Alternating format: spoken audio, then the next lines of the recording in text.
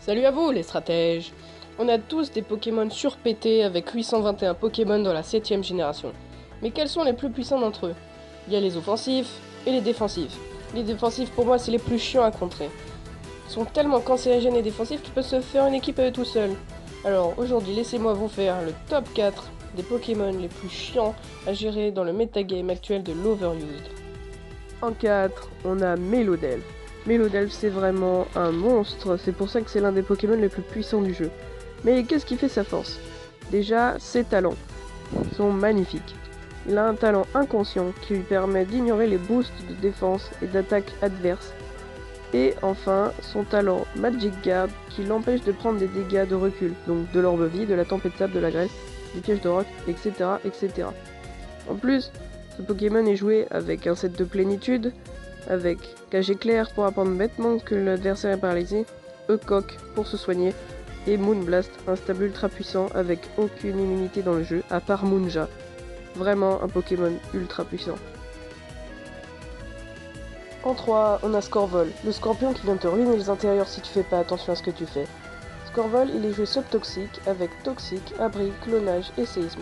Séisme est un stab qui touche en plus tous les Pokémon qui ne peuvent pas être empoisonnés, tels que les types acier et poison, tout de faible au type sol.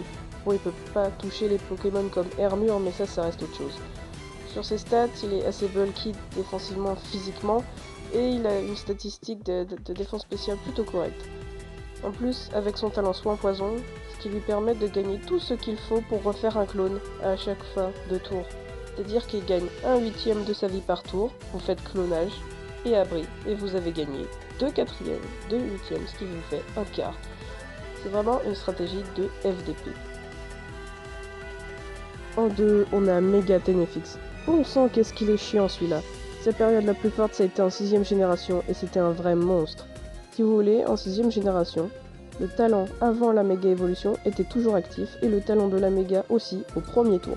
C'est-à-dire que puisque Tenefix a farceur, vous méga évoluez et vous pouvez faire feu follet en priorité, malgré 20 en vitesse.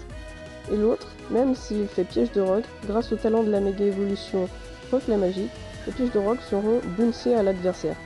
Et en plus de ça, Mega Tenefix a une énorme défense, 135, une défense spéciale plus que correcte, 115, avec des boosts en attaque, 85, ce qui fait que ça devient un Pokémon très puissant.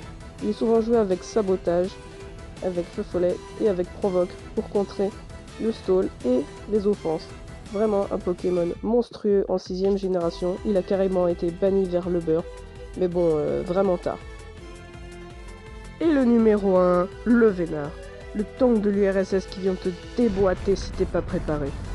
Il a une base de PV monstrueuse, 250, la deuxième plus haute du jeu après l'Euphorie.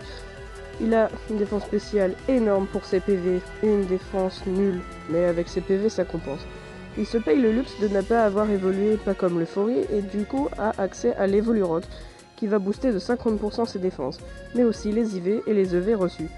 C'est vraiment un Pokémon monstrueux. Il est joué avec Toxic pour tuer les Pokémon lentement mais sûrement. Frappe Atlas pour taper plutôt fort selon les niveaux. E-Coq pour se soigner et Glas de soin ou piège de roc selon l'équipe. Vraiment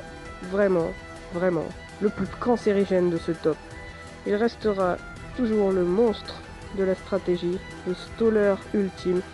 Première génération c'était pire, alors vous plaignez pas maintenant si vous voyez un Euphorie dans une équipe Pokémon. Sur ce, j'espère que cette vidéo vous aura plu, n'hésitez pas à lâcher un like, à vous abonner, à partager la vidéo, à commenter si t'as envie, et si vous voulez un deuxième épisode, n'hésitez pas à le mettre en commentaire, ce sera sur les Pokémon offensifs, et sur ce, bye bye.